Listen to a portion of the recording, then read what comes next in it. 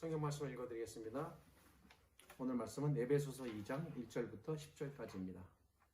너희의 허물과 죄로 죽었던 너희를 살리셨도다. 그때 너희가 그 가운데서 행하여 이 세상 풍속을 쫓고 공중의 권세 잡은 자를 따랐으니 곧 지금 불순종의 아들들 가운데서 역사하는 영이라. 전에는 우리도 다 그 가운데서 우리 육체의 욕심을 따라 지내며 육체와 마음에 원하는 것을 하여 다른 이들과 같이 본질상 진노의 자녀였더니 긍휼에 풍성하신 하나님이 우리를 사랑하신 그 큰 사랑을 인하여 허물로 죽은 우리를 그리스도와 함께 살리셨고 너희가 은혜로 구원을 얻은 것이라. 또 함께 일으키사 그리스도 예수 안에서 함께 하늘에 앉히시니 이는 그리스도 예수 안에서 우리에게 자비하심으로써 그 은혜의 지극히 풍성함을 오는 여러 세대에 나타내려 하심이니라. 너희가 그 은혜를 인하여 믿음으로 말미암아 구원을 얻었나니 이것이 너희에게서 난 것이 아니요 하나님의 선물이라. 행위에서 난 것이 아니니 이는 누구든지 자랑치 못하게 함이니라. 우리는 그의 만드신 바라 그리스도 예수 안에서 선한 일을 위하여 지으심을 받은 자니 이 일은 하나님이 전에 예비하사 우리로 그 가운데서 행하게 하려 하심이니라. 지난 주일에 이어 오늘도 에베소서를 살펴봅니다. 오늘날에는 서로의 소식을 전하는 데 사용되는 대표적인 도구가 전화입니다. 그것도 선이 없는 무선 전화기입니다. 이 휴대 전화기로 직접 목소리를 들으며 소식을 나눌 뿐만 아니라 문자도 하고 카톡이나 밴드, 페이스북과 같은 SNS를 통해서도 소식을 나눕니다. 예전과 비교해보면 참 너무 살기 좋은 편한 시대입니다. 전화기가 나오기 전에 소식을 전하는 도구는 유선 전화기였습니다. 응답하라 1988에 나오는 그런 시대입니다. 유선 전화기가 나올 초창기에는 전화가 귀해서 마을에 한두 대 정도 있기도 했고 또 신청한 사람은 몇 달씩 기다려야 하는 때도 있었습니다. 요즘에는 상상이 안 되는 일일 것입니다. 유선 전화기가 나오기 이전에는 소식을 주고받을 수 있는 수단은 무엇이었을까요? 그것은 아마도 편지였을 것입니다. 종이에 직접 글로 써서 소식을 전해야 했습니다. 그것도 근대에는 편지가 편리한 교통수단으로 전해졌지만 그 옛날에는 사람이 직접 다른 사람에게 전하는 그런 시대도 있었습니다. 바울이 살았던 시대가 그렇게 편지를 적어 사람이 직접 전해야 하는 그런 시대였습니다. 불편하기도 했겠지만 나름 낭만과 멋이 있었던 시대였습니다. 바울이 에베소 교인들에게 전하는 소식이 담긴 글이 바로 편지입니다. 바울이 이 소식을 에베소 교회에게 알려주기 위해 편지를 씁니다. 바울은 이 편지를 통해 에베소 교회에게 자신에 관한 소식과 그리고 에베소 교회에게 당부하고 싶은 글들을 적어 보냅니다. 오늘 본문 안에는 바울이 에베소 교회에게 꼭 당부하고 싶은 내용이 적혀 있습니다. 그런데 이 글이 처음에는 바울이 에베소 교회에게 보내는 편지였지만 지금은 이것이 성경 안에 기록되어 있습니다. 하나님께서 에베소 교회에게 보내는 이 편지가 성경에 기록되게 하신 이유가 무엇일까요? 그것은 이것이 비록 바울이 개인적으로 에베소 교회에게 보내었던 편지였지만 하나님께서는 이 편지를 통해 자기의 모든 하나님의 백성에게 하실 말씀이 있으시기 때문입니다. 아마 그런 연고로 그 옛날은 한 개인의 편지였지만 이것이 성경에 기록되어 모든 이에게 전해지는 모든 이의 편지가 된 것입니다.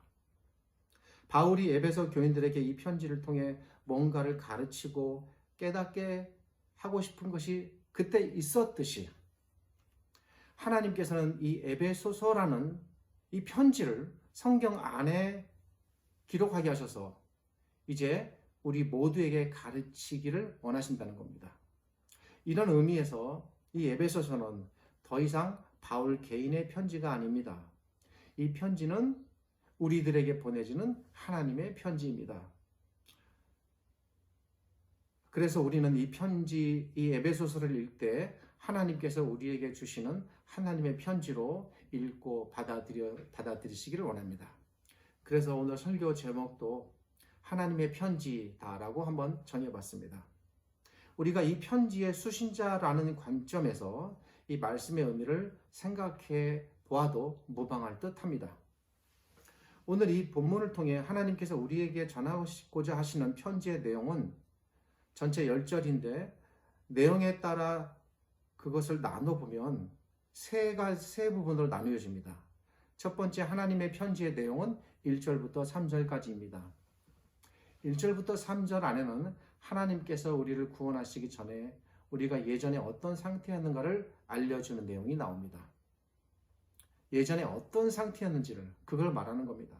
두 번째 하나님의 편지의 내용은 4절부터 6절인데 참 오늘 본문은 이게 나누기도 참 좋습니다. 세 절씩. 이 부분은 하나님께서 우리를 어떻게 살리셨는가. 그러니까 예전에는 어떤 상태였는데 그런 상태를 지금 어떻게 살리셨는가. 이걸 말해주는 겁니다. 마지막 세 번째로 나타나는 하나님의 편지의 내용은 7절부터 10절입니다. 이 부분은 그렇게 우리를 살리셨다면 살리신 목적이 무엇일까? 그래서 오늘 편지의 내용은 대단히 논리적입니다. 예전에는 어떤 상태였고 어떻게 살리셨고 그렇게 살려서 우리가 어떻게 살아가길 바라시는지 그 목적은 무엇인가 이렇게 말하는 겁니다. 이와 같이 하나님께서 우리를 살리신 일에 대하여 말함에 세 가지의 내용을 이 편지는 말하고 있습니다. 1절부터 3절까지 말씀드린 대로 하나님께서 우리를 구원하시기 전에 우리는 과연 어떤 상태에 있었는가를 알려줍니다. 사람은 이 땅에서 살면서 수없이 많은 비참함과 고통을 안고 살아갑니다. 저를 비롯하여 이 말씀을 읽고 듣고 뿐 아니라 이 땅에 살아가는 모든 사람의 공통적인 부분입니다. 사람은 이 땅에서 크고 작은 좌절, 슬픔, 안타까움, 고통, 염려, 두려움, 분노, 초조, 적대감, 소외감, 상실감, 열등감, 박탈감 등등 이 외에도 많은 표현할 수 없는 아픔들을 겪고 살아갑니다. 저 개인적으로 비춰볼 때 이 중에서 단 하나도 제가 예외가 없었던 것 같습니다. 이런 단어들을 떠올리는 것만으로도 괴롭고 힘듭니다. 정신적인 수많은 질병들 뿐 아니라 육체적으로도 헤아릴 수 없는 질병과 그 질병의 고통을 안고 우리는 살아가야 합니다. 시온이로 건강검진을 받는 해가 되어 병원에 가려 하면 왠지 마음이 불안하고 초조합니다. 저도 올 초 1월에 일찌감치 그 불안감을 미리 해소해보려고 다녀왔습니다. 작년까지 없던 그 어떤 병, 혹시 암이라도 그 사이에 생긴 것은 아닐까? 저에게도 그런 불안감이 없진 않았습니다. 50 이상 나이가 먹어감에 따라 그 불안감은 커집니다. 그래서 아예 건강검진 안 가는 사람도 있습니다. 그만큼 불안하다는 거죠. 실제로 그 불안이 현실이 되어 나타나는 경우도 그런 분들도 많습니다. 사람이 살면서 당하는 이런 모든 종류의 비참함들의 원인은 어디에 있을까? 세상 사람들은 자신들이 당하는 이 비참함, 그 원인이 무엇이라고 생각할까?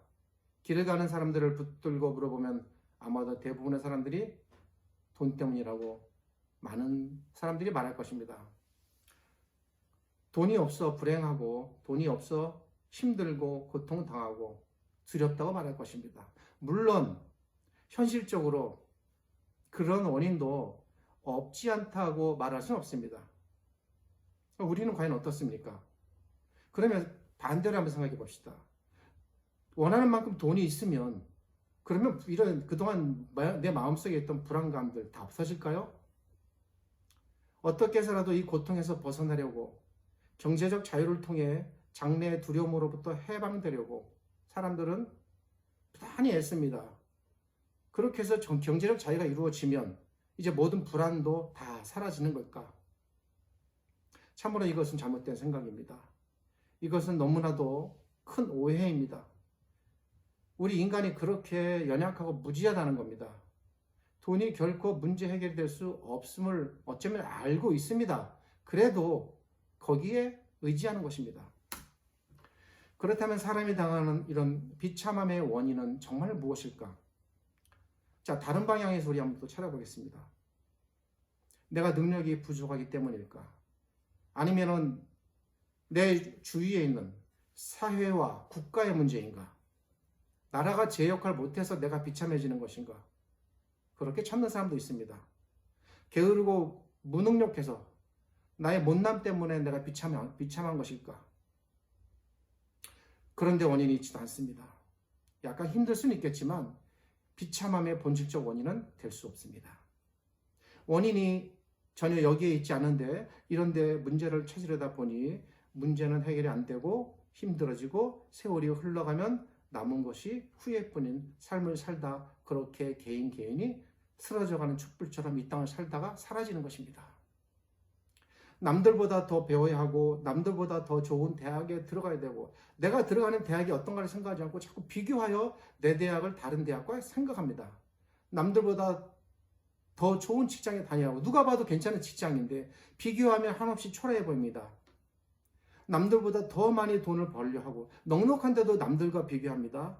그래서 나는 더 갖지 못하여 안절부절해합니다. 그래서 경쟁해야 하고 때로는 미워하고 살기 위해 몸부림치고 그러다 보니 몸과 마음이 깊은 병이 들어 나중에는 자신도 알지 못하는 파탄에 이르게 되기도 합니다. 원인을 잘못된 데서 찾으니 원인 해결이 안 되고 잘못된 곳에 시간과 삶을 허비하는 안타까움의 연속이 되는 우리들의 삶입니다. 사람들이 당하는 이런 비참함들은 비단 오늘날의 문제는 아니었던 것 같습니다. 사도 바울께서 살았던 당시에도 역시 마찬가지였습니다.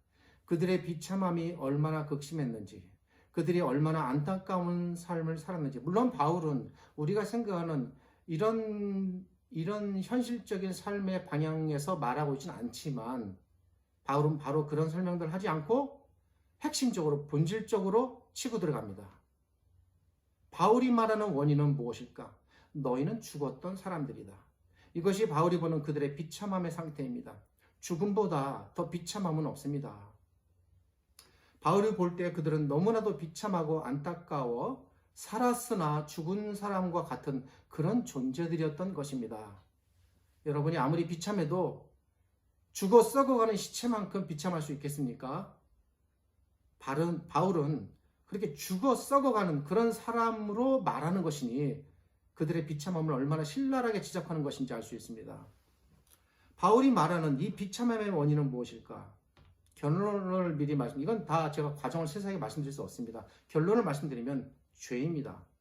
문제는 이것이 과연 비참함의 핵심적 본질적 원인인지 우리가 인정하고 받아들일 수 있는가? 이 부분에 대해 제가 치열하게 논쟁을 하려고 하는 것입니다. 과연 죄가 사람을 비참함에 이르게 하는 원인이 될 수 있을까? 정말 죄가 인간의 모든 비참함의 근본적 원인인가? 돈보다도 죄가 더 비참한 원인인가? 과연 그럴까? 여러분 이 입장에 동의하십니까? 그동안 우리가 교회 다니면서 성경을 읽고 들어 배운 것이 있어 머리로 동의하는지를 묻는 것이 아니라 실제로 심정적으로 그리고 마음 깊이 마음으로 동의하시는가를 묻는가입니다. 앞에서 말씀드렸듯 사람의 비참함이란 대체로 물리적으로는 늙고 병들고 죽는 것과 그리고 그 과정에서 일어나는 정신적인 상실의 문제로 표현됩니다. 사람이 늙고 병들고 죽는다는 이 포괄적 과정을 가만히 들여다보면 그 속에는 다양한 죽음의 원인들이 존재합니다. 대부분 비참한 원인으로 죽습니다. 늙고 병들고 죽어가는 인간의 이 과정 속에 다양한 종류의 비참함들이 존재하는 것입니다. 늙고 병들어 죽어가면서 인간은 아픔과 괴로움과 슬픔과 좌절과 절망을 경험합니다. 저도 여기서 완전히 자유롭지는 못하겠죠. 그래서 이렇게 부지런히 하나님의 말씀을 읽고 이 가르침 속에 살아가려고 애쓰는 것입니다. 때로는 가족과 타인을 미워하며 분노하며 저주합니다. 때로는 극심한 마음의 상처를 겪고 도저히 헤쳐나갈 수 없는 우울증 속에 갇혀 삽니다. 어느 날 갑자기 높은 아파트 옥상에 올라가서 뛰어내리고 싶은 자살적 충동을 느끼는 분도 있습니다. 때로는 지나가는 자동차에 그저 몸을 던져 삶을 끝내버리고 싶을 정도의 강렬한 절망감 속에 있는 분도 있습니다. 도저히 사람을 대하지 못하는, 아무하고도 얼굴을 대할 수 없는 그런 기피증에 있기도 하고, 갇힌 공간 속에서 숨도 제대로 쉬지 못하며 폐쇄적인 공포증과 공황장애 속에 살아가는 분들도 있습니다. 이런 거는 말로 표현할 수 없고 경험해보지 못하고 느끼지 못한 사람은 결코 그 감정적 고통을 공유할 수 없습니다. 약 없이 단 하루도 살아가지 못하는 분들 너무 많습니다. 과연 인간이 겪어야 하는 이 모든 비참함의 원인, 그 시작은 언제 어디서부터 비롯되었을까? 이 모든 비참함의 처음 시작은 그전에는 없었습니다. 근데 어느 순간부터 생겼습니다. 이 땅에. 그것이 언제입니까? 아담이 에덴에서 쫓겨난 이후부터입니다. 아담이 에덴에서 쫓겨난 원인은 뭡니까? 죄였습니다. 그가 하나님을 거역하고 그 거역의 결과로 생명과 복을 박탈당하고, 생명과 복을 박탈당했다는 것은 굉장히 포괄적인 표현입니다. 그것은 다 박탈당했다는 겁니다. 에덴으로부터 쫓겨나는 순간 제가 조금 말씀드린 이런 모든 비참함의 원인들은 이 땅의 인류에게 시작되었습니다.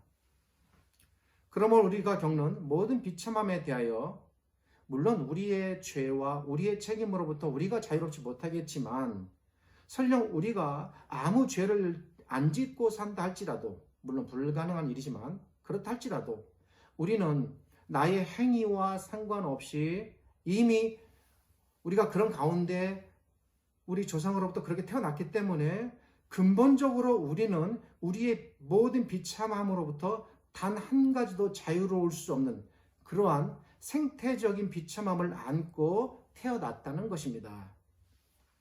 인간이 그런 생태적 비참함을 안고, 다른 말로는 본질적 비참함이라고도 할 수 있겠습니다. 그것을 안고 태어난 존재라는 사실을 누구보다도 잘 알았던 제자들 중에 하나가 있으니 그가 바로 바울 사도였던 것입니다. 그래서 바울 사도는 이렇게 말하는 것입니다. 3절 끝부분입니다. 너희는 본질적으로 진노의 자식들이다. 본질적으로 진노의 자식들이라는 말은 본질적으로, 즉 뭡니까? 태어날 때부터 진노받을 자로 태어났다는 겁니다. 이미 죄를 안고 태어났으며 그러기에 태어날 때부터 진노의 대상으로 피할 수 없는 생태적 비참함의 존재로 태어났다는 말입니다. 이것이 성경적 입장입니다.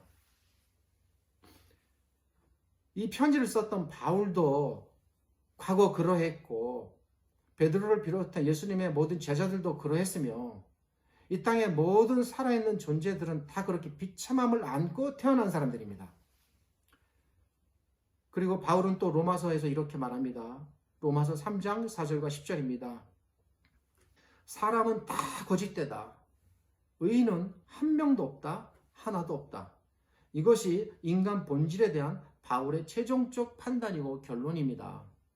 이 바울의 결론은 곧 하나님의 결론이고 하나님의 선고와도 같은 것입니다.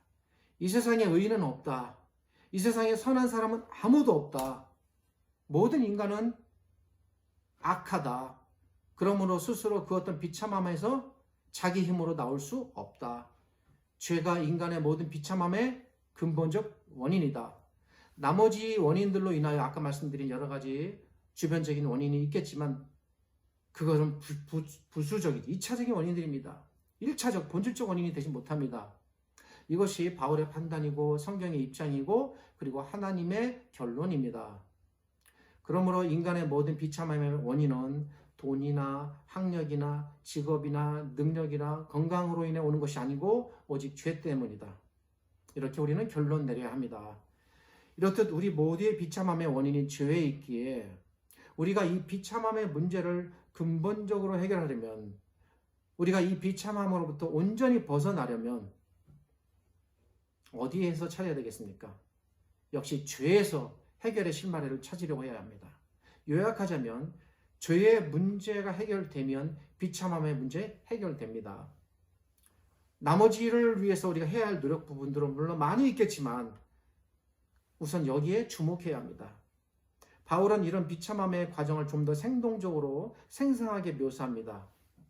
인간의 비참함의 원인이 죄 때문이라면 그것도 더군다나 말씀드렸듯 나와 상관없는 우리 인류의 조상인 아담의 죄 때문이라면, 그리고 또한 나도 결코 그 죄에서 벗어나지 못해 비참함에 처해 있다면 이런 상황은 실제로 나의 의지로는 해결되기 어려운 것입니다.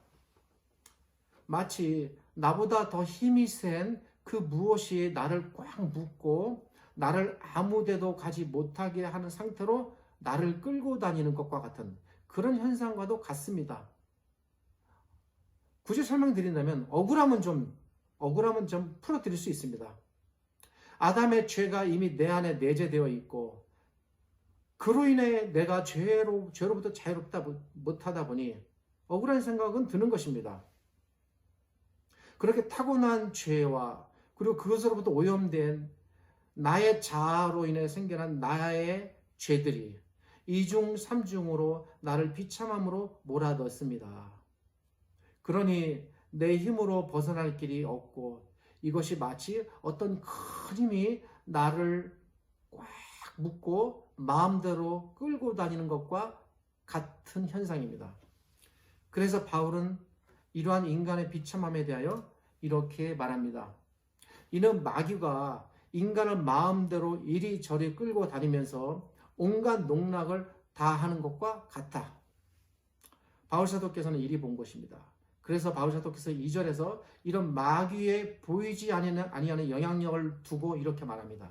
그때에 너희가 그 가운데서 행하며 이 세상 풍속을 좇고 공중의 권세 잡은 자를 따랐으니, 여기서 공중의 권세 잡은 자를 따랐다는 것은 자발적으로 따랐다는 말이 아니라 따를 수밖에 없게끔 그렇게 얽매여졌다는 겁니다.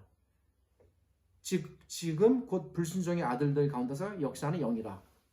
이 2절을 잘 집중해서 들여다보면 이 2절은 죄를 행하는 인간의 자발적 잘못을 지적하는 것처럼 보이지만 2절은 죄에 대한 원인이 인간에게 있음을 말하려고 하는 것이라기보다는 그 원인이 배후에 있는, 즉 인간으로 하여금 도저히 자기 힘으로는 벗어날 수 없게 만드는, 그래서 인간을 마음대로 이리저리 마치 목에 줄을 매고 끌고 다니는 것처럼, 그래서 죄 아래 떨어뜨리는 세력, 그 어떤 강력한 힘의 존재가 있다는 것을 바울이 지금 말하고 있는 것입니다. 그 존재가 2절에는 공중의 권세 잡은 자와 불순종의 아들들 가운데서 역사하는 영이다라는 단어로 표현되어 있습니다. 이 존재는 요약하면 마귀와 그리고 그 마귀의 부림을 받아 각 사람에게 활동하는 악한 귀신들, 영이다라고 말할 수 있습니다. 물론 우리 죄에 대하여 그 책임이 우리에게 있음을 부인할 수 없지만 그래도 분석해보면 우리의 행위를 완벽히 통제하여 우리로 하여금 그 죄로부터 전혀 떠나지 못하게 꽉 우리를 강제하는 그런 세력이 있다는 것입니다. 그래서 억울할지 모르겠지만 근데 다행스럽게는 그렇기 때문에 해결의 실마리가 있는 겁니다. 나의 의지와 상관없이 나를 강력하게 통제하는 세력이 있기에 이 문제를 해결하려면 그보다 더 힘이 센 그 어떤 다른 세력의 개입이 필요한 것입니다. 그 세력이 개입한 것입니다. 모든 사람들은 이 세력 아래 완전히 통제되어 있습니다. 그래서 2절을 풀어 말씀드리면 2절은 사람은 죄에 의해 세상의 풍속을 좇게 되는데 그러한 조침의 이면에는 사탄의 어떤 세력이 작동하여 사단이 사람을 마음대로 조종하여 끌고 다니다 결국에는 아까 제가 설교 초기에 말씀드린 그런 온갖 종류의 비참함, 그런 것들을 맞아 비참한 상태로 죽어가게 만드는 것이 사단의 목적이고 활동입니다. 우리 비참함의 원인도 여기에 있습니다. 사단은 우리를 몰아갑니다. 사단은 죄라는 것을 도구로 삼아 사람을 움직여 나가다가 결국에는 구덩이에 처박듯 비참한 결말 속으로 처박아 둡니다. 3절 끄트머리에 기록되어 있는 것처럼 사단은 사람을 죄를 통해 조정해 나갈 때 특별히 사람의 욕심, 마음에 원하는 것을 이용합니다. 사단은 사람의 욕심과 마음에 원하는 것을 일으켜 죄를 품고 키워나가다가 결국에는 그 죄를 통해 그 사람과 그 사람의 주변까지 모두 황폐케 하여 망하게 하는 매우 영리한 수단을 사용합니다. 그는 매우 영리합니다. 사람의 가장 약한 것이 무엇인지 알기에 그 약한 부분이 무너질 때까지 끊임없이 공격하고 파고들고 이용합니다. 죄가 사람의 삶을 망가뜨리는 가장 근본적인 원인이 되는 것입니다. 그러기에 사람은 돈 때문에 망하는 것이 아니라 죄 때문에 망합니다. 우리가 죄 때문에 망하는 것이다 라는 이 쉽고 단순한 진리 제대로 받아들이고 깨닫는다면 거기서부터 우리는 빛이 보입니다. 많은 신자들이 실제로 이 사실을 머리로 동의해도, 예배당에 가면 동의해도, 예배당을 벗어나면, 사람들 속으로 파고 들어가면 예전의 풍습대로 살아갑니다. 마음으로 동의하지 못합니다. 그러기에 진정한 신자의 건강한 삶으로 나아가지 못하는 것입니다.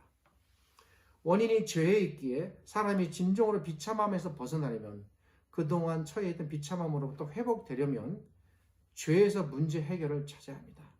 이 근본적인 해결을 위해 바울이 제시하는 내용이 바로 4절부터 7절입니다. 죄를 근본적으로 해결하기 위하여 우리가 찾아가야 할 길 무엇일까? 바울이 제시하는 길은 무엇일까? 사실 이 길은 엄밀히 말씀드리면 내가 알아서 찾아간 길이 아니라, 감사하게도 그 길이 나에게 다가왔고 어느 날 나를 그 길로 그 누군가가 이끌어 들였고, 그래서 내가 그 길 안에 들어오게 된 것입니다. 바울이 제시하는 그 길은 바로 예수 그리스도입니다. 어떻게 예수 그리스도를 통해 우리의 모든 죄의 문제가 일시에 해결될 수 있을까? 5절에 기록되어 있는 것처럼 우리가 그냥 죄 가운데 있었으면 우리도 지금 우리 주변에서 보여지는 사람들처럼 그렇게 살다가 저렇게 망할 수밖에 없는 존재들인데, 하나님께서 우리를 그리스도와 함께 영원히 살리셨습니다. 아까 말씀드렸죠? 우리보다 힘이 센 강한 존재가 우리를 묶고 이리저리 끌려다닌다면 내가 벗어날 수 없기에 그 강한 존재를 제어할 수 있는 더 강력한 존재가 오셔야 합니다. 그분이 그리스도라는 것입니다. 이 살리심이 얼마나 복되고 영광스러운 것인지, 우리가 단지 생명을 얻어 살아있는 존재로 남는 것이 아니라 하나님께서 예수님을 죽음에서 일으키신 것처럼 우리도 그렇게 일으키셨습니다. 그리고 언젠가 하늘에 앉히실 겁니다. 하나님께서 예수 그리스도를 통해 우리를 죄에서 건지시니, 죄에서 건짐과 동시에 말씀드렸죠? 모든 비참함에서 우리가 벗어나 영광과 복락에 들어간다는 것입니다. 그러기에 제가 단언하건대 우리의 모든 비참함들을 해결하는 유일한 길은 오직 예수 그리스도 그분께 있습니다.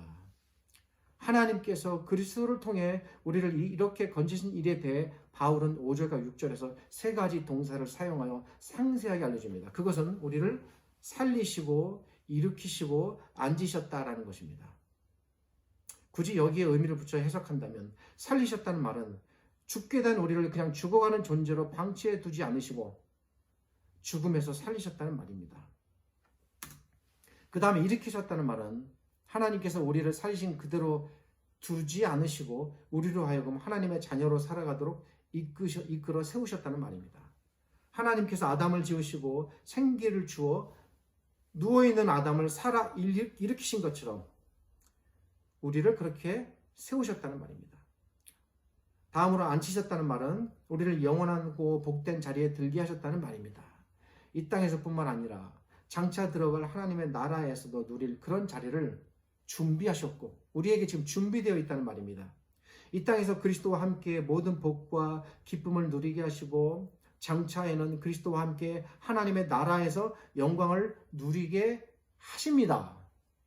믿어야 합니다.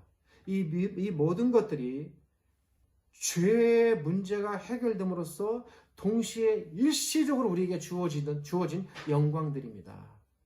어떻습니까? 죄의 문제가 해결되니 곧 우리 모든 비참함의 문제들도 해결되는 것이 아닙니까? 우리 모든 문제는 그러기에 죄에 있었습니다.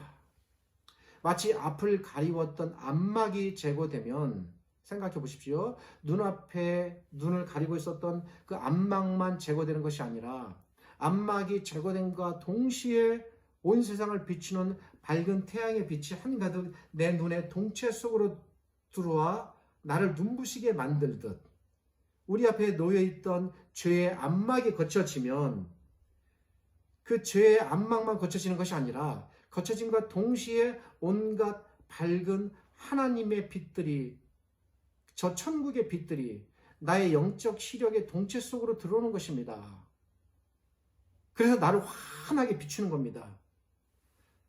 나를 밝게 비추고 나를 비참함으로부터 건져내어 벗어나 밝은 세상 속으로 인도하는 것입니다. 이 신비스럽고 놀라운 하늘의 현상이 우리 눈에는 보이지 않지만 이것은 분명 하나님께서 우리의 눈을 막았던 죄의 안막을 그분이 걷어내실 때 동시에 우리에게 이루어졌던 헤아릴 수 없는 놀랍고도 신비스러운 천국의 현상들이었습니다. 다만 우리는 우리의 눈으로 그리고 우리의 감성으로 그 놀라운 신비를 볼 수 없었고 느끼지 못했을 뿐입니다. 그러나 저는 상상하건대 그 영광의 변화의 순간 생각만 해도 너무 감격스럽습니다. 그 순간 우리는 죄의 옷을 벗어 던져버리고 의로움이라는 옷을 입었습니다. 그 순간 우리의 썩을 몸은 장차 나타날 영원한 부활의 몸에 씨앗을 품게 되었습니다. 영어를 말씀드려 죄송합니다만 부활의 씨드가 우리 안에 숨겨진 것입니다. 언젠가 이 부활의 씨드가 싹트고 자라 영광스러운 부활의 몸을 보일 것입니다. 이미 우리 안에 그 부활의 씨앗이 심겨져 싹트고 있는 것입니다. 이 땅에서 하나님 나라에 들어갈 자가 이미 되어 있습니다. 그 순간 우리의 모든 죄는 없어지고 우리는 모두 장차 변화될 영광스러운 주의 자녀, 하늘의 천사들조차 부러워하고 함께 축하할 복되고 영광스러운 존재들이 되었습니다. 이 모든 순간에 하늘의 천사들도 천국에서 우리 한 사람의 이 놀라운 변화를 축하하고 환호하며 하나님께 영광을 돌렸을 것입니다. 성경을 찬찬히 읽어보면 우리 한 사람의 이 놀라운 변화에 대하여 천국에서 얼마만큼 큰 기쁨이 있었는지 상상할 수 있습니다. 우리로 인하여 새 생명의 탄생에 대한 축하 소식이 퍼지고 만찬이 열립니다. 우리가 바로 그렇게 하여 이 땅을 살고 있는 귀중한 존재들입니다. 이 모든 영광들이 전적으로 우리 주님이신 예수 그리스도 그분으로부터 나왔습니다. 이 사실을 강조하기 위해 바울 사도께서 본문 안에서 그리스도 안에서라는 말을 지속적으로 반복하여 사용하고 있습니다. 그렇다면 하나님께서 우리를 이렇게 죄 가운데서 건지신 목적이 과연 무엇일까? 8절은 하나님의 은혜를 다시 강조합니다. 8절은 너희가 구원을 얻었다로 시작합니다. 이렇게 구원을 얻은 것은 하나님의 은혜로 가능하여졌다는 사실을 강조합니다. 그러기에 이 구원은 하나님께서 베푸신 선물입니다. 전적인 그리스도 안에서 하나님께서 베푸신 긍휼과 사랑의 결과입니다. 그러기에 이 구원을 받은 자들 결코 나의 구원을 자랑할 길이 없습니다. 아니 결코 자랑해서도 안 되겠습니다. 선물로 받은 것이 어찌 마치 자기가 공들여 스스로 얻은 것이냐 말할 수 있겠습니까? 그러지 말라는 것입니다. 그러기에 사람들 앞에서 어떤 태도입니까? 겸손해야 됩니다. 왜? 내 의가 없기 때문이죠. 나를 높일 수가 없습니다. 하나님만을 드높이고 하나님께 감사하고 하나님을 칭송하라는 말입니다. 이것이 7절이 말하는 것처럼 하나님의 은혜를 풍성하게 하여 너희가 여러 세대에 전하라는 것입니다. 하나님께서 우리를 이렇게 지으셨습니다. 하나님께서 처음 아담을 하나님의 형상대로 지으신 것처럼 우리를 그리스도 안에서 하나님의 형상대로 새로 지어내셨습니다. 양복을 잘 짓는 분이 누군가 입고 있는 옷이 너무 허름하여 그 낡은 양복을 다 벗겨내고 새로 멋진 옷감을 구해내어 몸에 딱 맞는 아주 멋있는 양복을 입혀 지어주듯, 제가 비유로 말씀드리자면 하나님께서 우리의 모든 옛날의 죄의 옷들을 다 벗겨내시고 우리 몸에 잘 맞는 멋진 새 옷을 입혀주신 것입니다. 그런데 이런 생각이 저만의 생각이 아닙니다. 이러한 원리를 반영하듯 바울 사도께서도 우리의 이 변화된 처지를 설명함에 있어서 신자들의 상태를 새 옷을 입은 사람에 비유하였습니다. 그래서 새 사람을 입으라, 옷 입는 것에 표현하여 말한 것입니다. 이렇게 새 옷을 지음받아 입게 된 우리가 살아야 할 길은 어떤 길인가? 기차가 달리는 길을 우리는 철길이라고 합니다. 기차가 철길 위에만 달려야 하듯 우리가 달려야 할 길도 정해져 있습니다. 아무리 경치가 좋고 풍경이 아름답다 하여 좀 너무 유치한 비유일 수는 모르겠지만 그럴 리가 결코 없으니까 기차가 철길 위를 달리기를 거부하고 멋있는 경치로 방향을 튼다면 어찌 되겠습니까? 경치가 아무리 아름답고 좋아 보여도 그리 가서는 안 됩니다. 우리가 탄 믿음이라는 기차 이와 같습니다. 이 믿음의 열차는 하나님께서 정해놓으신 그 길 위에서만 가야 합니다. 그래야지만 그 방향으로 가야지만 그분이 정해놓으신 그 목적지까지 무사히 갈 수 있습니다. 들판 위에 춤추는 호사비처럼 내 마음대로 너풀대며 다니는 것은 참으로 곤란합니다. 꽃이 좋다 하여 나비가 좋다 하여 마음대로 들판을 쏘다니다가 바람 부는 대로 꽃과 나비가 이끄는 대로 그렇게 향방 없이 다니는 것 참으로 곤란합니다.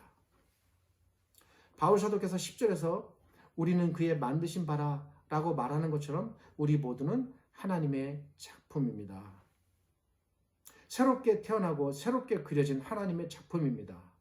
우리 각 사람 하나하나가 하나님의 멋진 그림이요 그분의 멋진 조각품이 되어 세상에 전시되고 있습니다.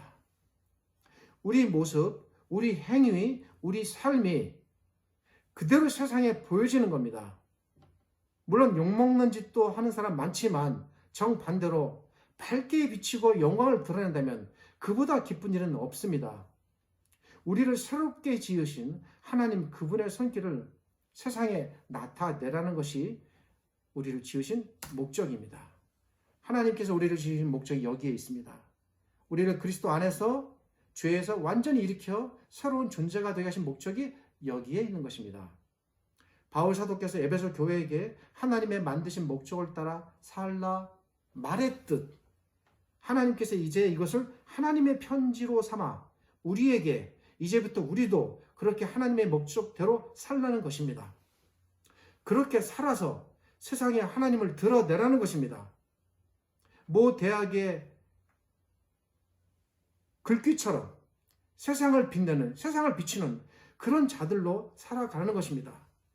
하나님께서 얼마나 정의로우신 분인지, 하나님께서 얼마나 공의로우신 분인지, 하나님께서 얼마나 자비로운 분인지, 하나님께서 얼마나 죄에 대하여 단호한 분인지 너희의 삶으로 그 하나님을 비추라는 것입니다. 이것이 하나님께서 오늘 이 하나님의 편지를 우리에게 보내신 궁극적인 목적입니다. 사랑과 정의와 공의로 세상에 보이고 살아가시기를 당부드립니다. 기도하겠습니다. 거룩하신 아버지 하나님 감사합니다. 바울이 에베소 교회에게 보내는 이 편지를 통하여 오늘날도 전하시는 하나님의 간절한 심정, 하나님의 편지의 그 깊은 뜻과 의미를 생각해 보았습니다. 저희 모두 각 사람 연약하고 비참했었지만 그리스도 안에서 저희를 회복시키셨고 일으켜 세우셨으며 영원히 빛날 자로 영광스러운 존재로 지으셨음을 저희들이 깨닫습니다. 그럼에도 불구하고 여전히 크고 작은 아픔과 슬픔과 안타까움과 질병으로 인하여 이제 어려움에 처해 있다면 그들을 더욱 긍휼히 살피시고 은혜를 베푸시어 그 가운데 회복시켜 주시고 일으켜 주셔서 우리 하나님께서 이끌어 가시는 이 영광의 복됨으로 다 함께 나아갈 수 있도록 또 그 길을 우리가 함께 느끼며 살아갈 수 있도록 모든 사람을 회복시켜 주시고 치료해 주시고 일으켜 주시기를 간절히 소망합니다. 지금은 우리 주님 예수 그리스도 은혜와 저희를 지극히 사랑하시는 아버지 하나님의 크신 사랑과 오늘도 이 말씀으로 우리를 위로하시고 우리가 나아갈 길을 이끌어 주시는 성령 하나님의 교통하심이 이 말씀이 읽혀지고 들려지는 모든 곳마다 그리고 하나님의 말씀은 이 성경을 읽고 사랑하는 실천하는 모든 주의 백성들, 신자들 머리 위에 영원토록 함께 하시기를 주님의 이름으로 축원하옵나이다. 아멘.